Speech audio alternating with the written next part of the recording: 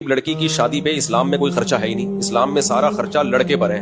ولیمے کا خرچہ، مہر کا خرچہ. لڑکی پر تو ایک دھیلے کا خرچہ نہیں ہے. میں نے اپنی جب بیٹی کی شادی کی تھی میرا تو 1 روپیہ بھی خرچ نہیں ہوا، حالانکہ میرے پاس پیسے بہت تھے. اور کمال ہے ان دنوں میں نے اپنے گھر کے لیے فرنیچر خریدا. لوگ سمجھ رہے تھے بیٹی کے لیے جہیز خرید رہے ہیں. میں نے کہا بھائی میں اپنی بیگم کے لیے جہیز خرید رہا ہوں، کیونکہ جب میری شادی ہوئی تھی اس میں بہت غریب تھا تو بیگم کو ڈھنگ کا فرنیچر بھی نہیں دیا تھا. میں نے 2 کمروں کا ایک گھر لیا تھا کرائے پہ، 2500 کرایہ تھا اس کا، اور غریب آباد سے پرانا فرنیچر لے کے ڈال دیا تھا. میں نے کہا فی الحال گزارا کرو. تو پھر جب میری بچی کی شادی تھی تو مجھے خیال ہوا کہ اب اللہ نے مجھے گنجائش دی ہے تو میں اپنی گھر والوں کے لیے اچھا فرنیچر اب لے لیتا ہوں، کیونکہ ظاہر ہے شادی ہے تو وہ آئیں گے تو نا، لوگ گھر میں مہمان آئیں گے. تو اب میں اس وقت میں نے فرنیچر خریدا اپنے گھر والوں، اچھا فرنیچر خریدا. لوگ سمجھ رہے تھے میں بچی کے لیے جہیز خرید رہا ہوں. میں کہا نہیں بھائی، ہمیں جو بچی کے لیے سسرال ملا ہے وہ بھی خاندانی ہے الحمدللہ، وہ 1 روپے بھی جہیز نہیں لیتے. اور میں نے ان کو بھی بتا دیا میرے پاس پیسہ ہے الحمدللہ، جب میں اپنی گھر والی کے لیے لے سکتا ہوں تو بچی کے لیے نہیں لے سکتا، لیکن لوں گا نہیں. میں اس رسم کو ختم کرنا ہے، یہ جہیز کی رسم اتنا کنڈیم کرو، اس جہیز کی رسم کو اتنی حوصلہ شکنی کرو کہ جو جہیز دے رہا ہو لے رہا ہو لوگ اس کو لعنتیں دیں، ابے بے غیرت، ابے بے شرم.